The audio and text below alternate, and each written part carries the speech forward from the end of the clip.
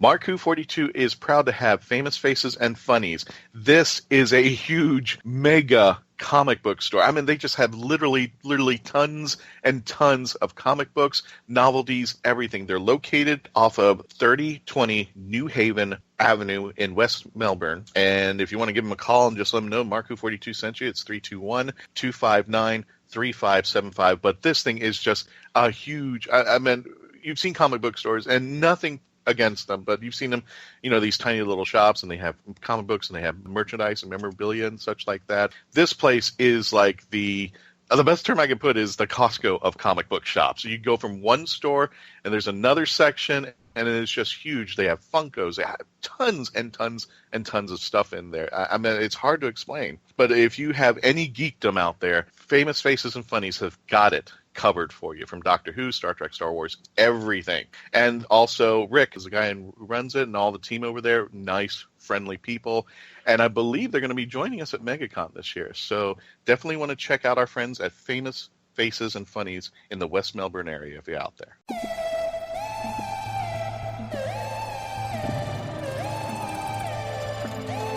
Hello, I'm Katie Manning, and I played Jo Grant in Doctor Who, later to become Jo Grant Jones in the Sarah Jane Adventures, and you're listening to Mark Who 42.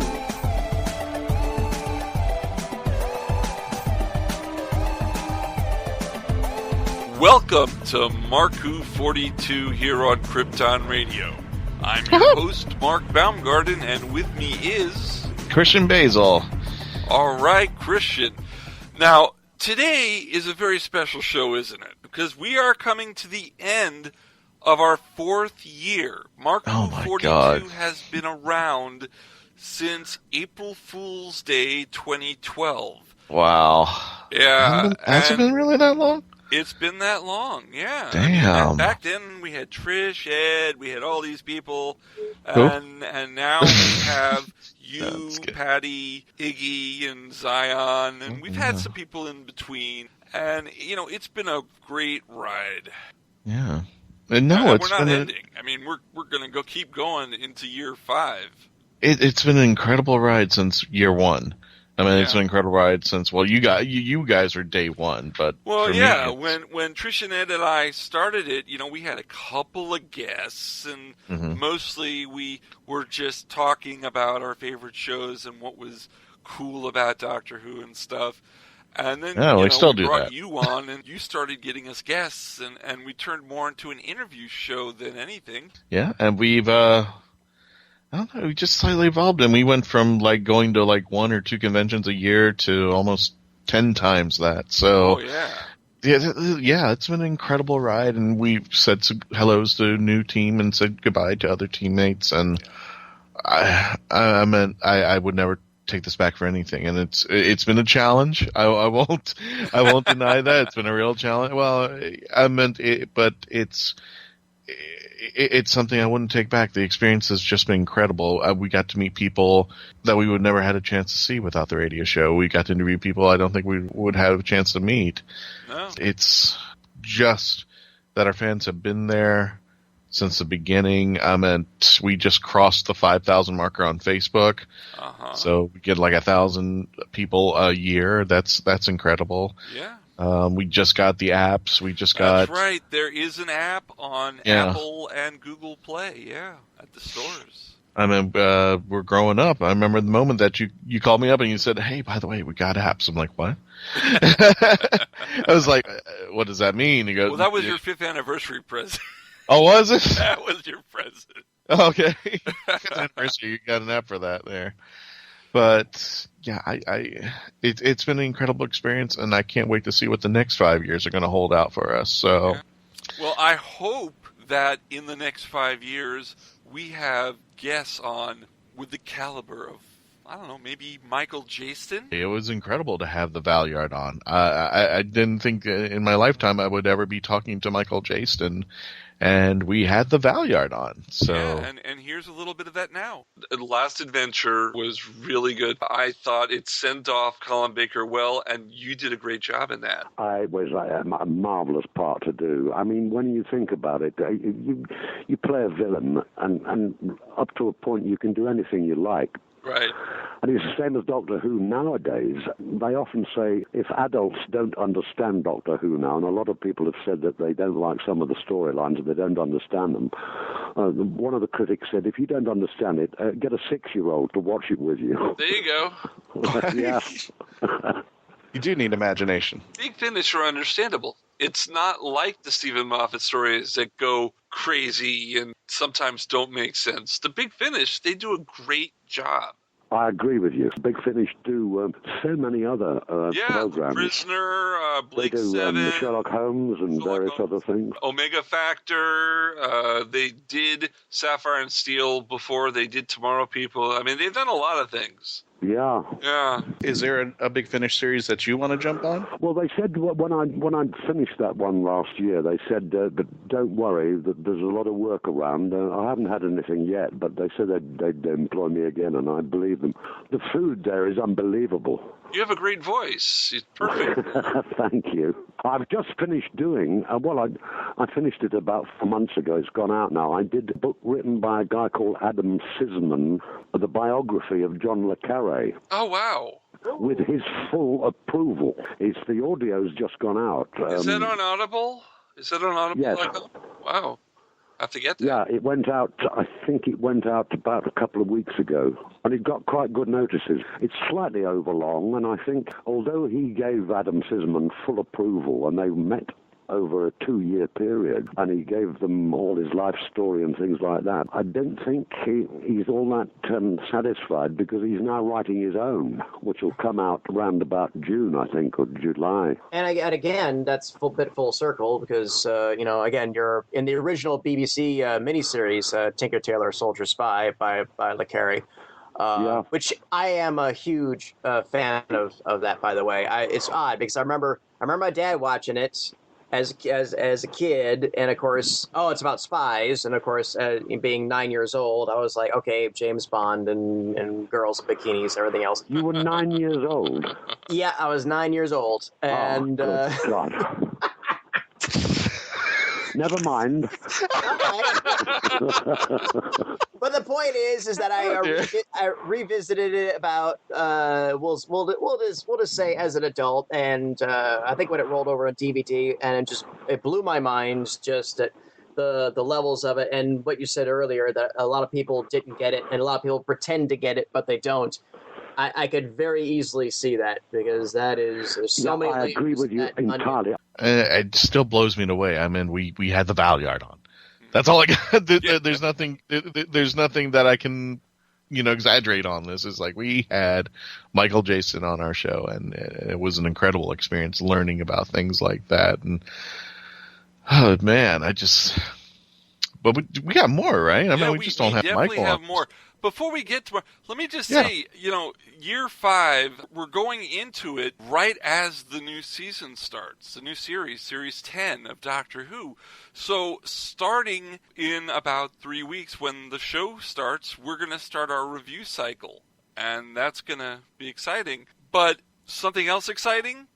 Anna Van Hooft. Oh, yeah. She was incredible. She was an incredibly fun person to interview.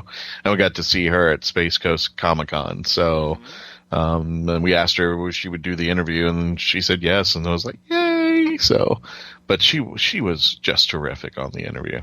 Yeah, should we listen to a little of it? Absolutely, yeah, please. All right, here's Anna Van Hooft talking about her Geek Creds. Being on the Doctor Who podcast, what is your Geek Cred? Starting with Doctor Who, who's your doctor? Who's your dad? David Tennant. Yes. David Tennant for life, which I feel like is the most vanilla answer one can give to that question.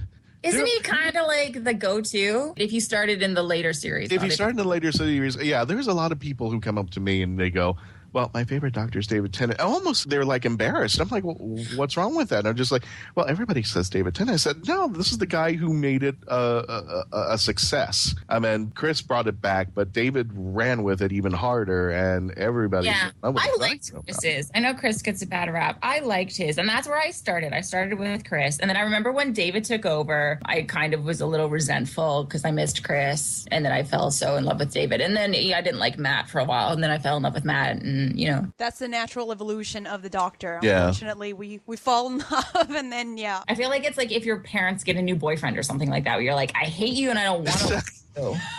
Like, I'm not interested. You took daddy away. I'm going to do this anyway. That is the best analogy that I have heard for describing the grief process of the Doctor. Absolutely. Yeah, totally. And then, like, every little thing they do, you judge them for. You're like, bow ties are stupid. And then by the end of it, you're like, I love bow ties. Bow ties are the best. I'm getting a bow tie. But it's a journey. I haven't gotten on board with Capaldi yet, though. I was about to say, I was seeing if Mom walked in with Capaldi, the fangirls are going, ew, he's old. I loved that he was old, though. I loved that. And I was so excited because I loved him in The Three Musketeers. But he's too dark for me. Like, it's just too much darkness. I think it's and this is something we've talked about in previous episodes. I think it's just not Capaldi; it's the showrunner. Yeah, and I don't blame Capaldi for that. I guess I shouldn't say just like Capaldi.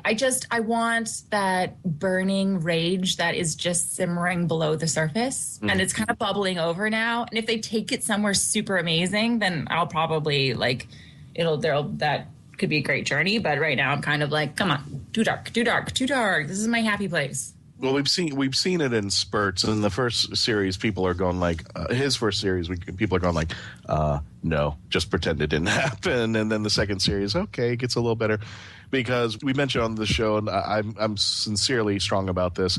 I think after the first series that he had, Stephen Moffat didn't know what to do with him and just said, okay, what do you want to do? And I could see him walking into the production office with sunglasses, with the sweater, with the hair back, and everything, with the guitar, and goes, here's your doctor.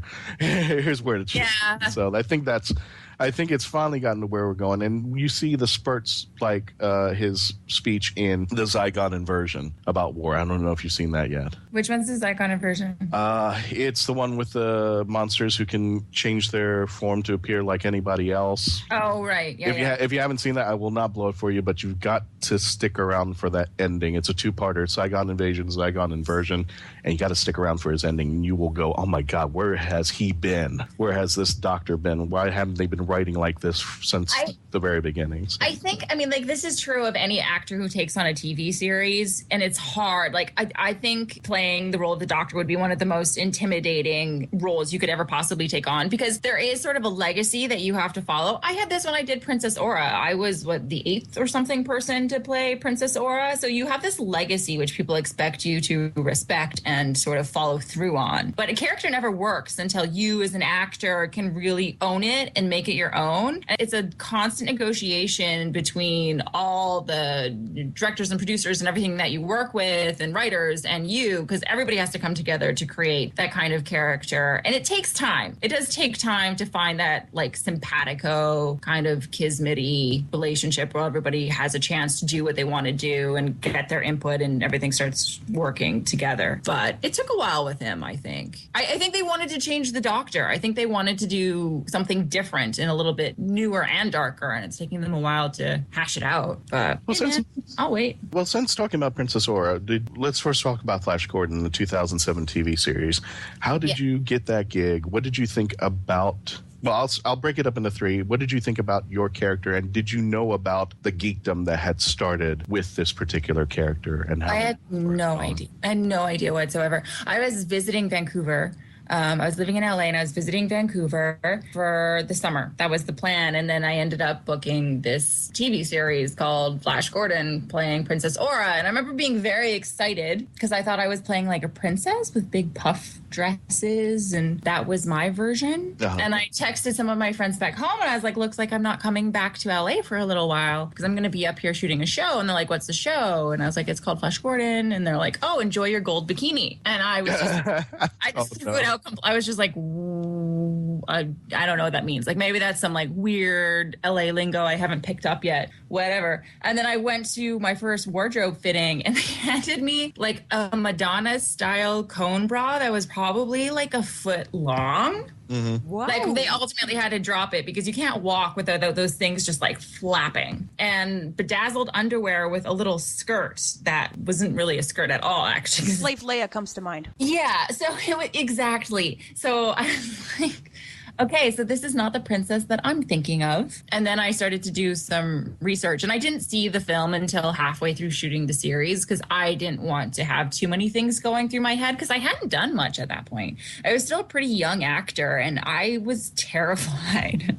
I was so completely terrified because I was on set with like Eric Johnson, who I used to watch on Smallville in high school, and I just was like overwhelmed with the feeling of like not belonging there. So I didn't want to like add pressure of seeing what other people had done with this character that I was playing. But I also wasn't anticipating the kind of fandom. I wasn't a sci-fi fan back then at all. So that kind of community was not something I was familiar with either until the show came out. And then I kind of realized exactly what I had gotten myself into. And I was like, oh, whoa, this is both awesome and terrifying. Well, I don't want to say terrifying, but like more overwhelming. Yeah, way more overwhelming than I had thought that it would be. She has her geek creds and a lot more. Oh, definitely. It's not only funny when you interview somebody. I wouldn't say funny, but it's interesting when you talk to somebody about something they've been in a project, and then you talk about some other show that they're interested in, and especially Doctor Who. I mean, when they have a love for a show for Doctor Who, we can geek out with them and say, "Well, you did this movie, but you love Doctor Who? Yes, let's geek out for a while." So it's amazing some of the celebrities we've had on that I wouldn't expect to be Whovians come out and say they are Whovians. Definitely. We have another exciting interview we want to share a little bit of that we did during our 4th year. We wandered where no man had gone before. We actually went to Star Trek Voyager. Talking about Garrett, when was I going to interview anyone from Star Trek? When were we ever going to do that? And we've had a couple. We had Garrett Wang, and we had Chase Masterson. Yeah. Speaking of someone who just loves the sci-fi geekdom, I mean, just incredible knowledge of the other geekdoms, and the story that he talks about with Robert Beltran, who fell asleep watching Star Wars. Well, you got to listen. And they will right now. Were you a fan of sci-fi before you took your role? Yes. It's funny because a lot of fans make the incorrect assumption that all the actors in each sci-fi show or fantasy show is a fan of the genre, but that's not true. Right. Most of the actors are usually just quite actors. opposite. Yes, it's quite opposite. Yeah. For instance, a very funny story, Robert Beltran, who played Chakotay on Voyager, before he got the chance to audition for Voyager, he actually auditioned for one of the Star Trek films that Leonard Nimoy directed. And he went into the audition, and Nimoy said, "Thank you so much for showing up. And do you have any questions before we begin the audition?" And my buddy Robert Beltran said, "Oh well, yes, I do have one question. What is a Klingon?" at which point Nimoy rolled his eyes and just looked at him, and he says, "Can we just begin?" He didn't even want to. Wow. Thanks for coming. Wow, and this is coming from Nimoy, a guy who spent a lot of his years running away from Trek iconography. Wow. Yeah. But again, to his credit, and again to the credit to everybody else on the staff, again, as an actor, you take the job, you ask the questions, and you guys ran with the ball as far as they would let you. Yeah. And for me, I've always been a huge fan of science fiction and fantasy. And I would say that of the 40-some-odd Star Trek main actors that are alive today, only about 10% are fans to begin with. Myself, Will Wheaton, Tim Russ, Tuvok from my show, Carl Urban from the new J.J. Abrams universe, and that's about it. So I've always been a huge fan. I would say Walter Koenig might fall into that list. Maybe. Maybe. He's dabbled enough in it. I mean, I've met him several times, and we've sort of talked shop about ray guns and whatnot. So. Oh, really? Okay. Yeah. All right. So we'll put Walter in there. Yeah, I think it's safe to put him in there. And just a quick little interesting trivia fact: Walter, his last name is German, right? German in origin. Yeah. Koenig, the meaning of Koenig is actually king, and the meaning of Wang pronounced Wang, my last name, is king also. So we are both, I always like to refer to us as the kings of Star Trek because we have the same last name. Yeah. There you go. Wear your crown with pride. Enjoy there it. There you go. Again, there are worse titles to have in Trek fandom. There are. My first entree into science fiction, the very first thing I ever saw sci-fi was May 1977, the original Star Wars in the movie theaters. So, which I believe your buddy Robert said he fell asleep in when he watched it the first time. He did.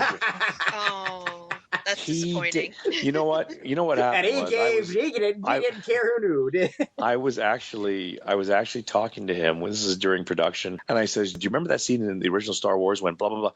And he said, I never saw it. I said, what? No. I looked at him and I said, are you kidding me? You've never seen 1977 original Star Wars? He says, no. And then about 2.5 years later, he said, okay, I got to tell you the truth. I actually went to the movie theater and I fell asleep within the first minute. And I said, God. You're talking about when that Imperial destroyer is coming across you, and they're chasing after Princess Leia. You fell asleep in that the very first scene? He goes, yep. So, well, it's not for everybody. No, but here's the thing. You know what? It's funny because of all the actors, the one actor who had the most trouble with the technobabble on Star Trek was Robert Beltran, because let's face it, I mean, you're always going to do a better job when you're passionate or you're in love with something, right? I mean, if you're really into something, the end result is always better. And so for when it comes to sci-fi, that's not his jam. He's not into it at all. So a lot of the technobabble lines, in television, we don't have the luxury of feature film where you can have 30 to 70 takes. We literally had 1 to 3 takes of each, every time that we shot a scene, you had 1 to 3 shots at it, and that was it. They moved on. And I remember one day that Robert did 17 takes because he couldn't say SubSpace Bacon. He could not say it for the life of him. He kept saying SubSpace Bacon over and over and over again. I mean, he just could not get the right word out. And 17 takes is literally like misery in television. You've got to keep moving. But that usually was the deal with Robert. And I would joke with him. I said, if we you joke about it now. Yeah. Well, but no, even back then, I said, I said, if we actually did an accounting of all the wasted film stock, the footage, right? I mean, if we just did an accounting of that, there would probably be hundreds of $1,000s worth of film that were just tossed aside because of his mess ups over and over again. So I thought that was kind of funny. But after the original Star Wars came out, I watched everything. Original Battlestar Galactica, anything sci-fi or fantasy that came out, I was a huge fan of. So, so I consider myself a big fan. So part of the Star Wars generation. Yes, Star Wars generation. And you know what? I don't like when people have this, they talk about the rivalry. I think you can love Star Wars and Star Trek equally. I just think that they served different purposes or they satisfied different parts of your brain, basically. See, it's interviews like that where you can just talk about more than one sci-fi show and they've done this project and they talk about other stuff that they have geekdom. And not only that, but you have a geekdom in it. And the funny behind the scenes stories, especially about William Shatner on his episode and such. Yeah. And then some things that when people come back, and especially your girlfriend made a return back on the show. My girlfriend came back to the show, Miss Sophie Aldred. Oh, yeah. I've always liked Sophie, when she was on Doctor Who back with Sylvester McCoy. She was my favorite companion, and I just loved her. We were kind of the same age, and I just, I would just pretend she was my girlfriend. And, We talked about it on our first. Yeah, there's some things you just don't want to know beyond. I know, but we have a love for Doctor Who here at Mark Who 42, and I love to share it.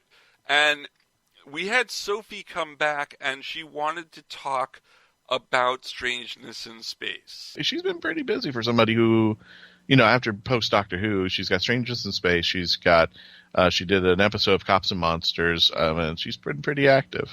Yeah. So here's Sophie with all her glory. Strangeness in Space has finally reached its series finale. Yes. Is it series finale or is it season finale? It's series over there. No, I don't mean that, but I mean, is it going to continue from here on in, or is this it? Well, we don't know. That's kind of, sort of up to... I think what we're going to do is we're going to do these final 2 episodes. One, hopefully the crowdfunding will come through. Oh, it will. It will. We'll push. We'll push. Mark 42. Thank you so much. Yeah, and I mean, we're very hopeful. It's looking good so far, and we're just so grateful to everybody because... It's just lovely how it's taken off, and our loyal Mirthlings have really taken it on, and it's so lovely of people to have supported it, and we're just delighted that people like it. It's great. Yeah. So what we're going to do is we're going to have a think when we finish this series. And we're going to see how it is moving forward, really. I mean, we'd all love to do some more. It's a question of, where we are with it, how we would progress with it. And it's kind of in the hands of Claire, because she is such a great producer. She's just brilliant. So we will all get our heads together when we have finished these 2 episodes. All right. How's it like working with Trev and Simon? Oh, I love it. Well, it's just gorgeous because when we were all I was just 18 when I met Simon, and he was as well. We were the 2 youngest in our year, and Claire that's right, because you, Trev, Simon, and Claire all went to school together. That's right. Yeah, we did. Yeah, we were at Manchester University, and Claire was I didn't know Claire as well as I knew Simon, and then Trev came along.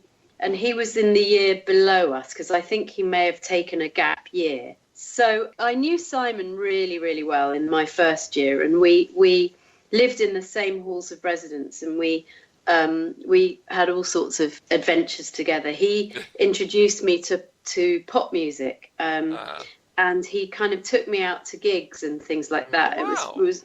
We had a very good friendship. It was really lovely. And then when Trev arrived at university the following year, Trev and Simon started doing this comedy together with another guy, Phil.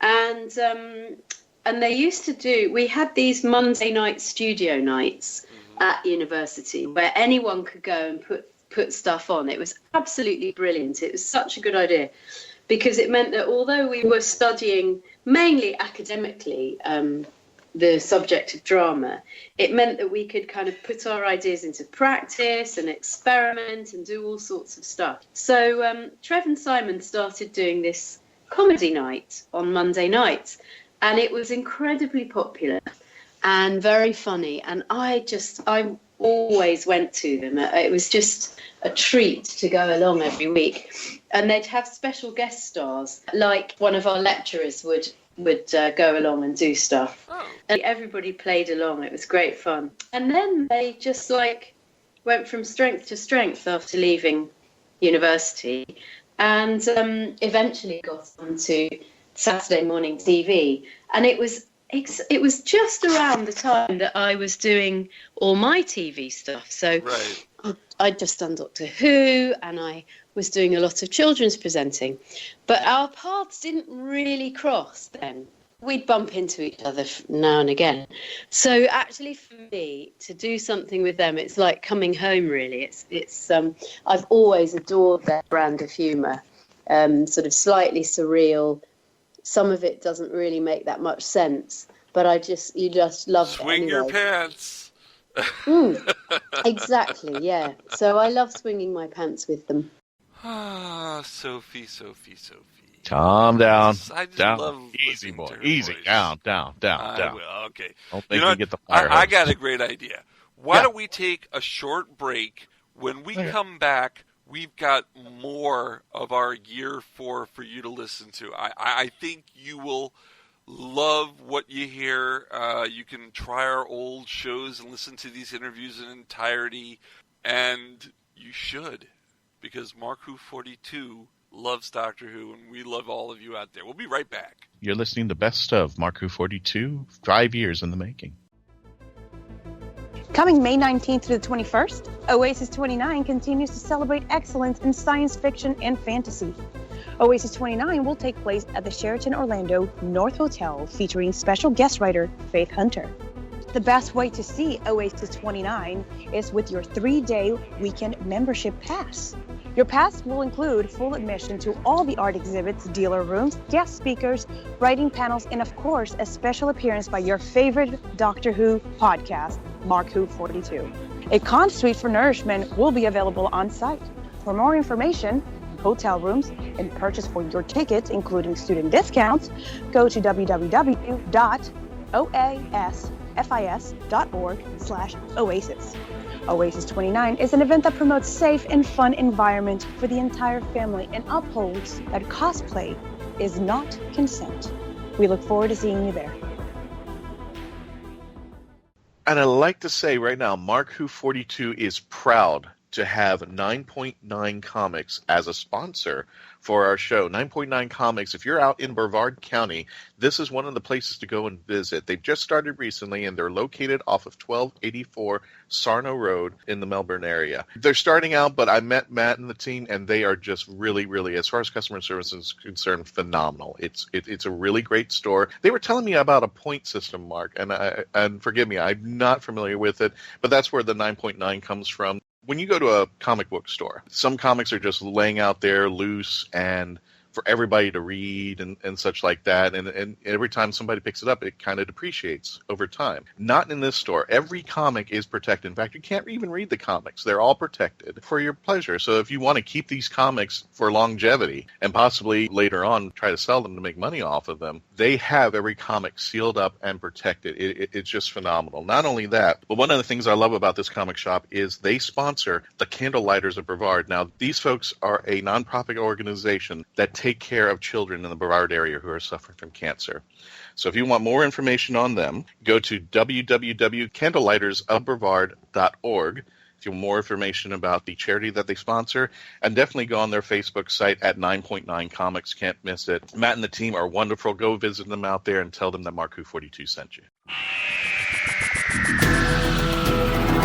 Hello, I'm Nicholas Briggs, the voice of many monsters on Doctor Who, and executive producer of Big Finish Productions. And I'm pleased to announce that Mark Who 42 books have joined forces with Big Finish to bring you Big Finish Audio. There's this fella who calls himself the Doctor, and he says he has saved me, and we are in his time machine. You're right. I think I've broken something. What about you? Yes, I'm fine, thanks. I rather think I broke your fall. Oh, sorry. Mark Who 42 books will now offer to bring you the best in Big Finish Audio. But why are they here? How do you do? I beg your pardon? Oh, no need to. I'm the Doctor, and this is... I am Leela. By all means, please do come out to play, Doctor. I'm waiting for you. To find where Mark Who 42 books will be, go to markwho42.net or on their Facebook site at Mark Who 42. What are you saying? They fizzled in somehow? Like the TARDIS? Yeah, transmat from another dimension. The TARDIS doesn't fizzle. It's more of a... Also go to markwho42.net and download my interview with the team. You're executive producer at Big Finish Productions. Correct. Correct. Is this a quiz? Mark Who 42, taking you to the Whoniverse and beyond. Okay, you're listening to Mark Who 42. My name's Louise Jayston, and I played Leela way back when God was a boy. And we're back with more of Mark Who 42 here on Krypton Radio. I'm your host, Mark Baumgarten. With me is Christian Basil, and we are doing something special today, aren't we, Christian? Oh, yeah. If you're catching up with us right now, especially on Krypton Radio, we are celebrating our 5th year coming up April 1st.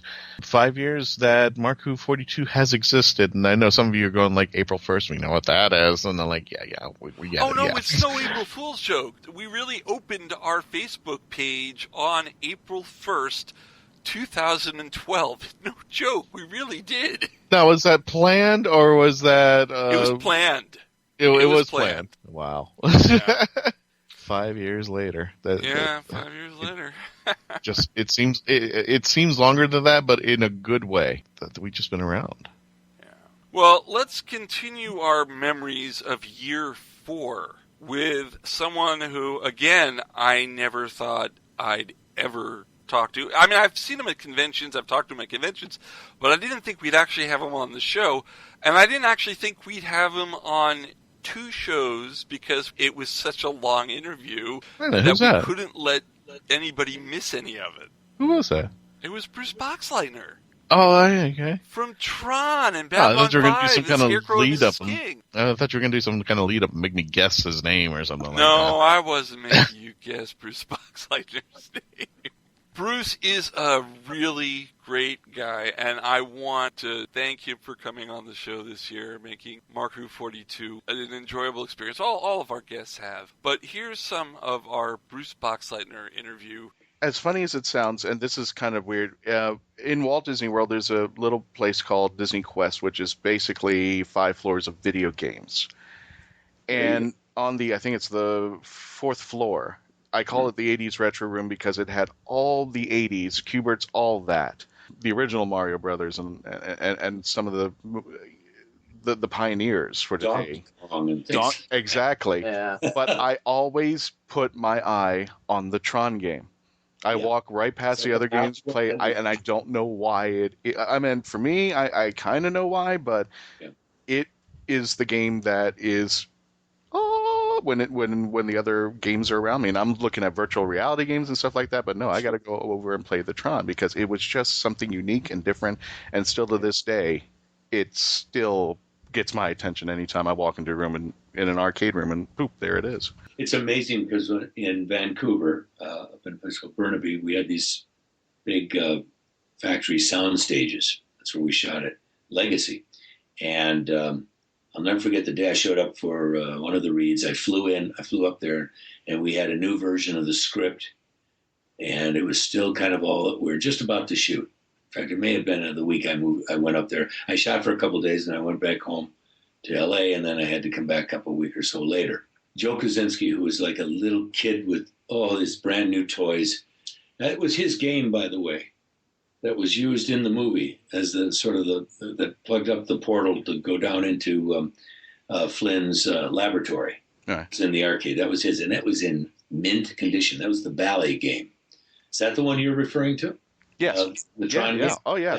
They still have the old retro games over there, and I love them. And I'm on the side of the one I had. I got one on eBay years ago, and I think it was in some Roadhouse dive because, I'm on the side in my TRON pose, and all that looked like somebody was using that for knife practice. Damn. Knives at it. It probably was in some border town, and I don't know. I don't know where they got it, but that his was in mint condition. And he says, "Come on downstairs. We're going to take you and show you something." And so who was with it? I forget who was with me. But I just got to the studio, and they took me to the arcade. It had finally been finished, and we're ready to shoot that thing. And the interior Flynn's arcade, it was so spooky, guys. It was like I had literally stepped back in time. It looked identical. Even the little room up there with the shades, and I was, half thinking young Jeff Bridges was going to look out of that window and look at me. It was quite amazing. Say, come on up, It was a masterpiece of art design. It really was just how much of the research and the stuff into it. Because I myself geeked out when they went into his office, and on the desk, covered in dust, was his old handheld football game. Yep. that he played when he was playing. When he was like, oh, he put his scissors for a second, and he puts it down, and goes on talking to it. I was God. And that's when I knew that there was a lot of love put in this film. Oh yeah, just like what you said. It was fanboys who grew up to make their own Tron movie. But it wasn't slavish either. I mean, it's usually, to be honest, I hear the term by fans for fans. I usually go running because it tends to be. Me too. Yeah. But this hit the right moments. It hit everything, and they had this immense thing called Disney. I mean, Disney is running the world, guys. It truly is. I mean, I firmly believe it. There is a master control program. Oh no! I mean, and it's on a stage, and and Walt Disney's right next to it, sitting there in cryogenics. And he's going to wake up. Well, hi, boys and girls. I'm taking over. I'm the master control. But I'm gone now. The reason I was talking about the Flynn's Arcade interior is that. We looked at some of the games, and they had scoured the world to find those so they were in good condition too, and they repaired some of the stuff. But all those games were authentic, and they were games from that period. You guys would have really geeked out. Anyway, those games you would have loved, and I didn't realize there was a game called The Discs of Tron. I had never seen it before. Yes. And I had to crawl down inside this thing to play it. You had to climb into it. Yeah. You've seen it then. Oh, yeah, I remember, yeah. It's quite amazing. Quite amazing. Wow, it's just amazing the guests that we've had in the past 5 years, and simply the guests that we've had this past year. The interviews have just been incredible and just been a fun experience. And we make it fun for our guests who come up on the show. I think we've had a few guests who go like, I'm kind of worried. I don't know much about, so-and-so or whatnot. And we tell them, hey, it's a fun time. It's not the Actors Guild. So please don't worry. So, and they always walk away going, yeah, let's do it again sometime. So we're holding all of our guests to that count. Some of them have come back. Yeah. By the way, you just said walking, didn't you? Did I? You did. Oh, you're really you're really reaching. Hey, Segway Reaching is my middle name. I know, yeah, I know. So, which one is it? Because we've had quite a few people walk on the show. See what I did there? Well, how about someone from Walking Dead? And that still doesn't narrow it down for you, does it?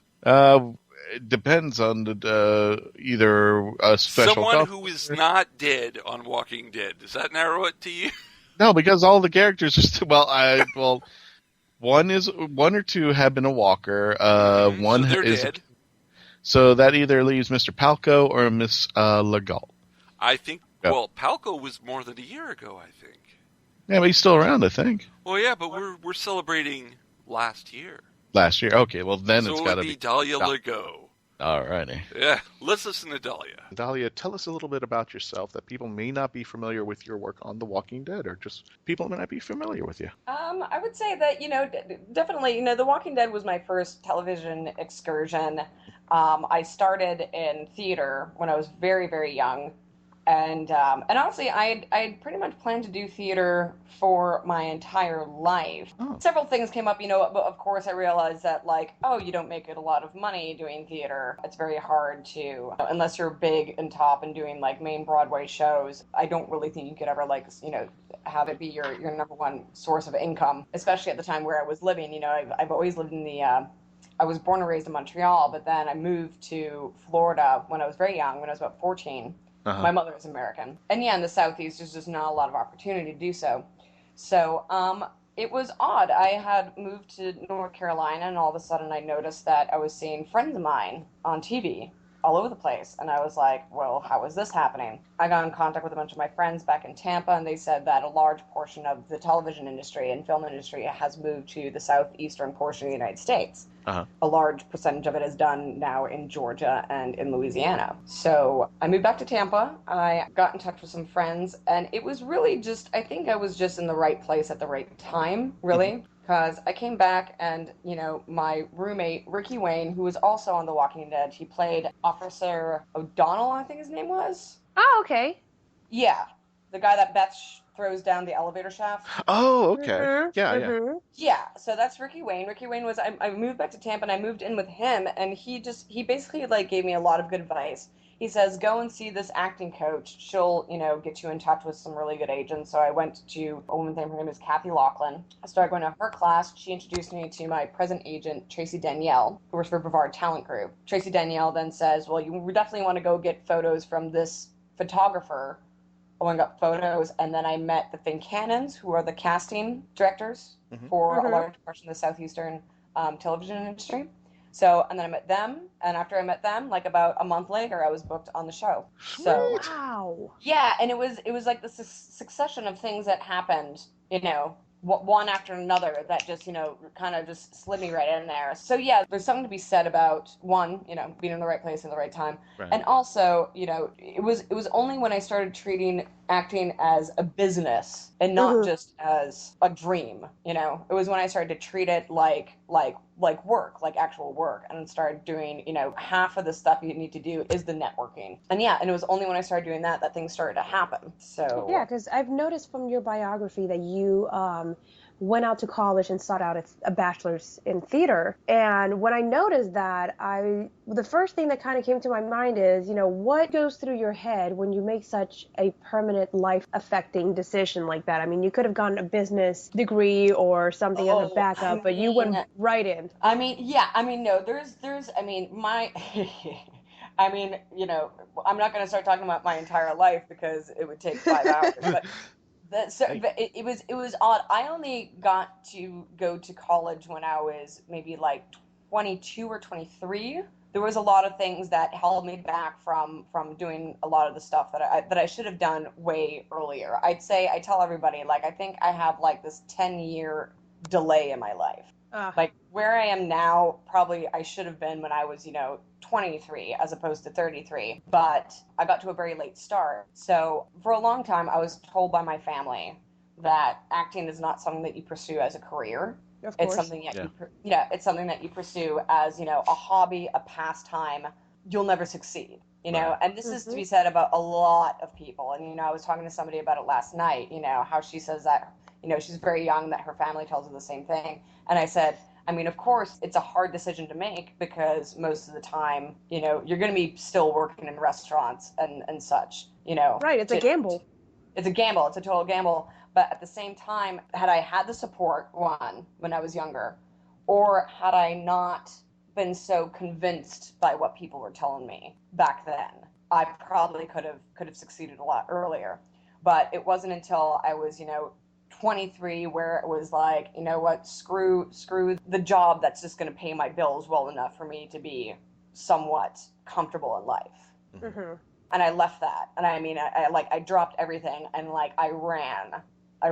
And so I went out on my own, just got myself into school immediately, and I just started doing it. And I would say that a large reason for it is because, here I am, I'm 22. I was very, very depressed. Very, very depressed. Mm-hmm. And it was almost like I was like, I have nothing to look forward to anymore. And I needed something to look forward to. I needed something that was going to keep me going and, a purpose of life. And so, and it was just a decision. I was like, what, let's go back to the original plan. And from then on, it's been nothing but, the goals never stop. The words that you speak really do strike a very personal chord with myself and that of, I'm sure, a lot of listeners here, because my family immediately would say something like, oh, honey, well, be lawyer or be doctor, and I'm just like, that's not what I want to do.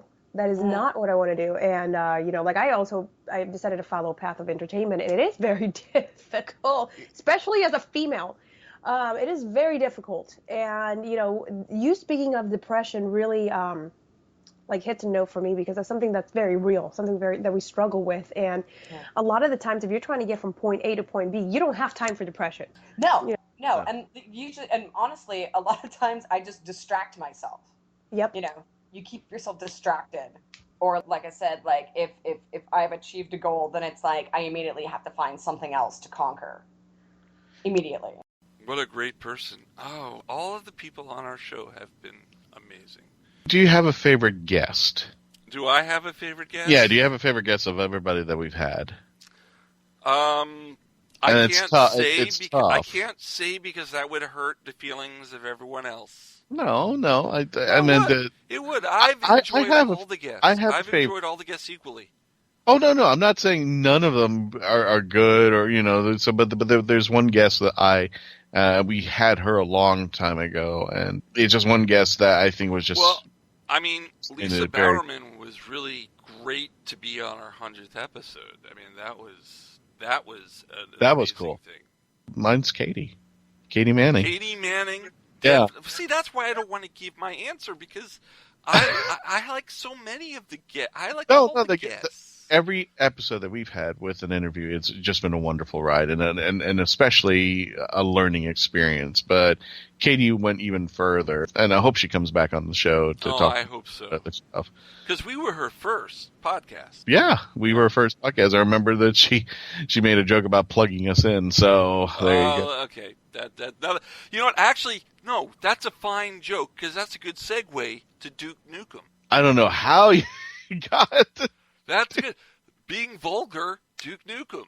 Okay. Oh, okay. I gotcha. Being wrong, Duke Nukem. That's right. We had Jon St. this year, and incredible guy, totally incredible guy, but it was very fun to interview. Yeah. Why don't we listen to some of Jon St. I've got balls of steel. No, let's listen to the real Jon St. Here it is. Do you think Duke Nukem could be created today in the world that we live in? Do you think if he had his start, would he make and survive? I don't know if he would have the impact that he used to, because we're so much more politically correct today than we were in the mid-'90s. Yeah. And besides, you have people like Donald Trump, who is so disrespectful of women that anybody like. Granted, Duke is saving the babes of the earth, but at the same time, he is a misogynistic kind of prick, and I don't think that would go over well today if you were to release a game like Duke Nukem 3D. No. Well, you had back in the 90s, and we didn't have the political correctness now, because we had comedians like Andrew Dice Clay, Sam Kinison, and they opened the door for political incorrectness, but then all of a sudden, 10, 15 years later, the reins started tightening up to the point where they went into obscurity. Yeah, we're a bit oversensitive today, if you ask me. I blame most of it on lawyers, personally. Frivolous, stupid lawsuits over nothing. The views and opinions mentioned in this are not those of Mark 42. Or and you know what? F*** your lawyer, okay? F*** him.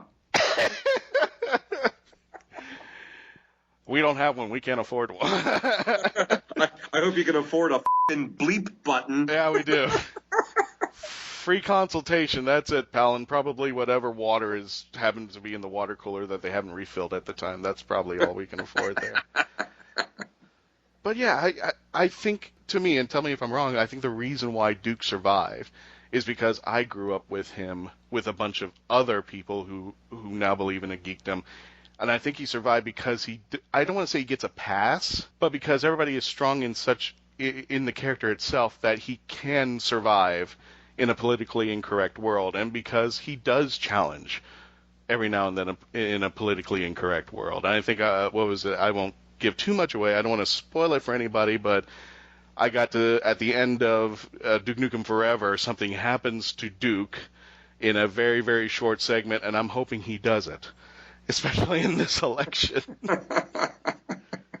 If anybody's figured it out, what I just said. You can write in anybody you want, and right now I'm encouraging people to write in Duke Nukem. If they can't stand either of the candidates, if you don't like Clinton and you don't like Trump, go ahead and write in Duke Nukem. I think he's just a breath of fresh air, especially for people who probably don't even know the character if they've actually seen him come out of nowhere. He would be somebody like, well, who's that?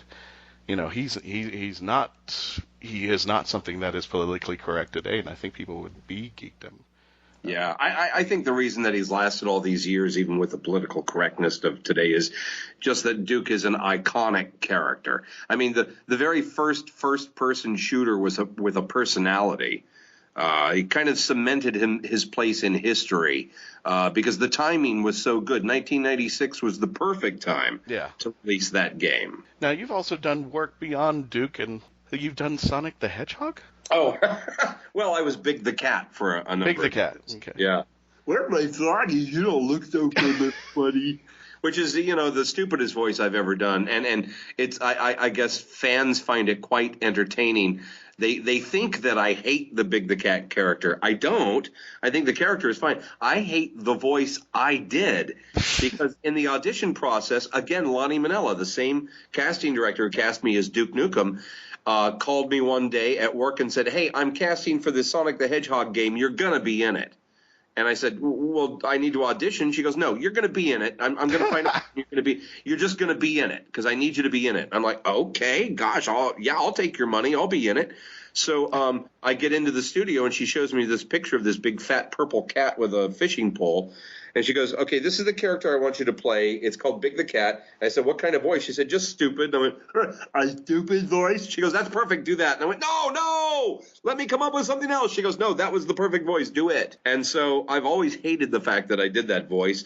And I come off as irritated by it because the fans get such a kick out of it. Right. And I just do it to entertain them. Do you yourself have a favorite video game? Do you play video games yourself? I'm not as much of a gamer as I am an actor, but I've always liked driving and flying games. So like flight simulators, I like those. Need for Speed and Need for Speed Hot Pursuit, I love those because of the technical skill involved in racing and finding the right line and knowing when to brake and accelerate and all that. I find that kind of challenging. When it comes to like first-person shooters, like if it were, Call of Duty or one of those types of games, I gave those up way back when my son turned 12 years old because when he turned 12, he started kicking my ass at every game we played. That's what they do. Yeah, and I found it so discouraging. Now he's 24, and I haven't really played any of those types of games since then. I get copies of all of the games that, I record, and I do pop them into my PS4 or into my PC and play through a little bit. But my hand-eye coordination sucks. I mean, dude, I'm 55, okay? I'm not a kid. No. I'm not a young gamer. I can't even compete with these guys. So I like to play through just to see, what was my vocal performance like? Was it any good? And when I hear a few lines, I'll go, yeah, I guess I did okay on that game. But no, I don't find that I have enough time to play the games and to get to be any good at them. No. I totally agree with you. When I was growing up, I had a little bit more time when I was going to school and stuff like that, and just go home. And my games were Resident Evil and games like that, where you could spend and I was always up until like 1 a.m. And that's what sucked the most, because when I was playing, I was trying to get through a level, and then at 1:05, I finally passed the level. So I had to sit there and go, do I save this game or do I keep going? Because I was at it for 2 to 3 hours trying to get through this one thing. Yeah. And growing up with the like the Nintendos and stuff like that, I get what you're saying. Even at 55, about like 25, I playing these games and I go left, right, left, right, left, left, left, right, up, down, B, A, B. Why? I can't do this. Yeah. I've often said that I was either born too early or born too late because keep in mind when Duke Nukem 3D was done, I was 30 years old when I recorded that. So I was a little bit too born too soon to really get in on the real great video gaming. Oh, wow. Jon St. John, you know what? I thought it was kind of cool to having him on the show because I remember that game, Duke Nukem, from years ago. And, he's still doing stuff now. Yeah. Yeah, cool. Well, I want to put out there one of our co-hosts, Patty Hawkins. Great guy. Love him to death. He got to sit down and do a one-on-one with Vic Mignogna. You know who he is? Oh yeah, Star Trek Continues, dude. Everybody knows that. Yeah, but other stuff too. I mean, he does anime voiceovers, and he did a Worlds of Warcraft commercial back in the 80s or something. You can actually listen to it on the complete episode that we have of the interview with him, because I kind of put it there. But well, that kind of helps. He's a really cool guy, and Patty got to sit with him. Why don't we let Patty take it from here? Oh, yeah. Let me reiterate, that is Star Trek Continues. That is the title of Vic's project. And correct. Continues. I will leave it at that. There are others, but this is Vic's Star Trek there Continues. are others, but this one's the best. Yes. I mean, certainly I am objective. I'm subjective, and I plead guilty on that. But I think from a standpoint of, of production value, stories, acting, music, sound design, shooting, editing, all of it, I think it's the highest quality product that's come out since the original series. I would absolutely agree with that. All right, and you, friend of our show, of course, Colin Baker, the Sixth Doctor. He appeared in one of your episodes. Yes, he did, and I'm gonna let you in on a little secret. There's more Doctor Who coming, and that's all I'm gonna say. Ooh. By the way, I love Doctor Who. I love that show, and have done several conventions and become good friends with Karen Gillan and Matt Smith and Arthur Darvill, and great people. Yes, they really are, and love Doctor Who. Love Doctor Who. What would you willing to go on record to say you had a favorite Doctor? Probably Tennant. Okay.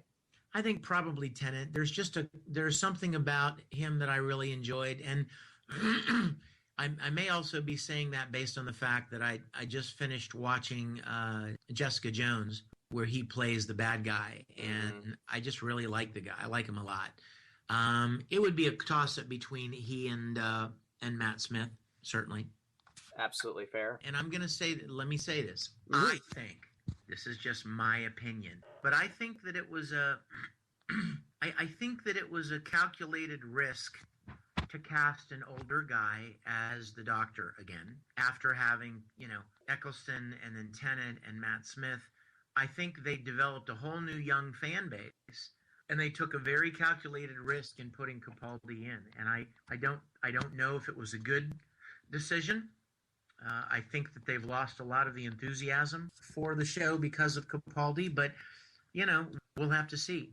My theory has always been Capaldi might have been a little bit of a bone to the older classic fans, but I would bet the farm and Grandma's Farm that the Doctor that follows Capaldi will probably be another young, skinny, cool hair drink of water. Question. But I think the next Doctor will be, for lack of a better term, another pretty boy. No, I think so too. What's in your future? What do you got coming up? Well, we are working very, very hard right now on wrapping up Star Trek Continues.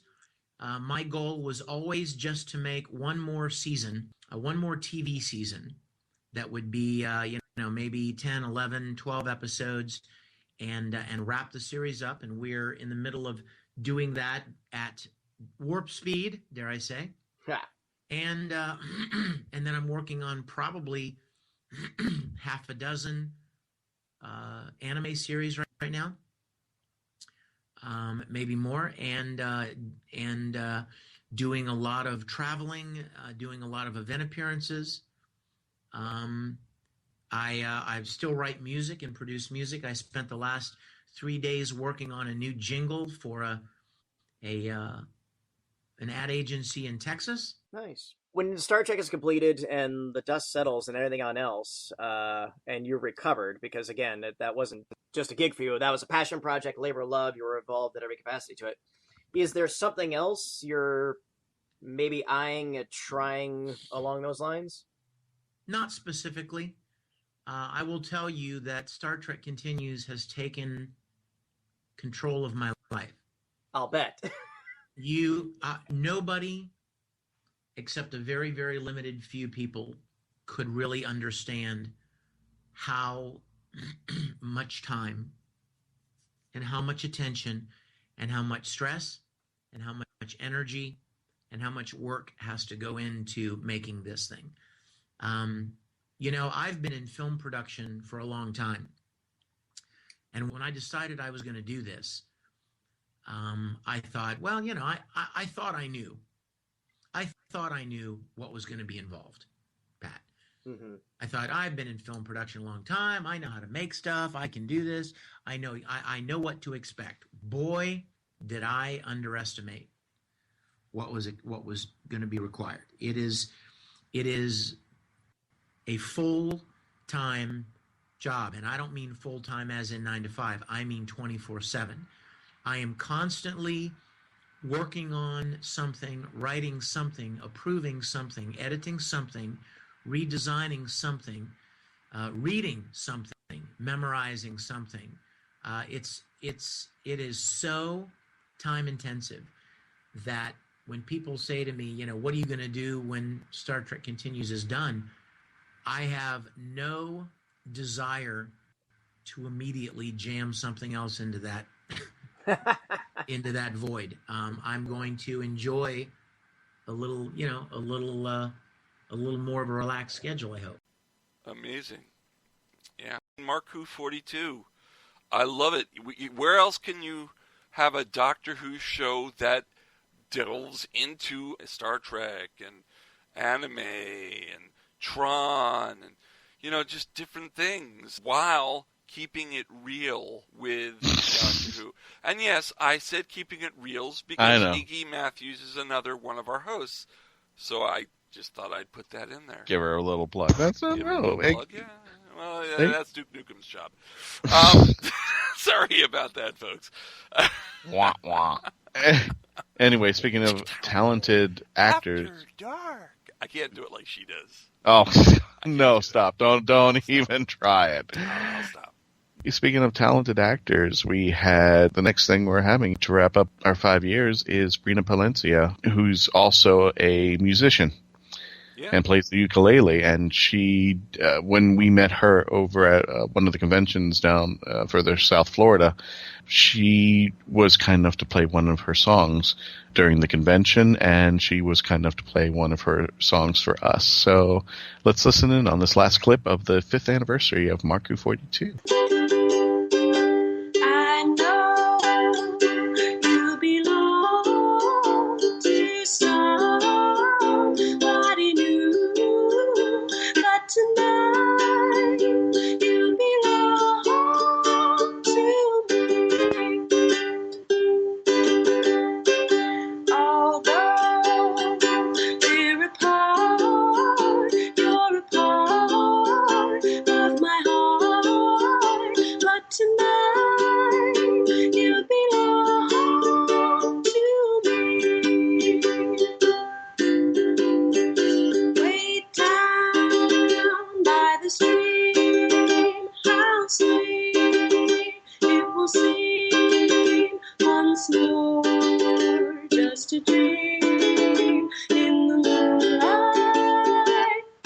My honey, I know with the dawn that you will be gone, but tonight you belong to me, just little lonely. Great performance by Brina Palencia. Oh, it was great having her on the show. And it's great having all of you out there listening to us on the end of our 4th year of Mark Who 42. Next week starts year 5, doesn't it? And we have a very special guest for year 5 to start off things going into the month of April. And starting off in our 5th year, we have special guest Robert Picardo. You know him from Star Trek Voyager for most of the geekdom, but you could probably check out his... If I remember correctly, wasn't his character called The Doctor? Yep. He's another... One of the reasons why he's part of the 5th anniversary. And he talks a lot...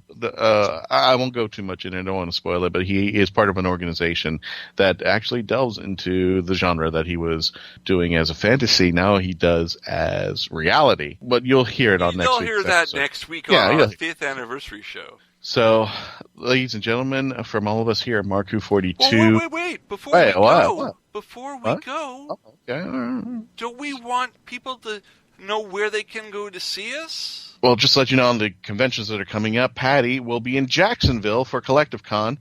It'll be taking place March 24th through the 26th that weekend. You can go to Collective Con. This weekend, CollectiveCon.com if you want to check out Patty. I believe he's going to be hosting panels out there, and I believe he's also going to be, if I'm not mistaken from what he said to us, he's going to be doing a Q&A or interviewing Margot Kidder. Oh, wow. That's from going to Superman. be amazing. Oh, yeah. And the other conventions we've got coming up are Retro SuperCon in South Florida, which is taking place April 14th through the 16th at the Miami Airport Convention Center. Definitely want to get your tickets now if you want to go there. Ingrid Oliver's going to be there. Ingrid Oliver. Osgood. Yeah. Osgood's going to be there. And then the following month in May, Wholanta, starring Colin Baker and Nicola Bryant, as well as Camille Kadori, will be there. We will be there with the Mark Who 42 booth, as well as hosting a few panels down. Actually up in Orlando. Yeah, it's up in Atlanta. It's in another state. We have links to SuperCon and Wholanta. You can go on mark42.net to check it out.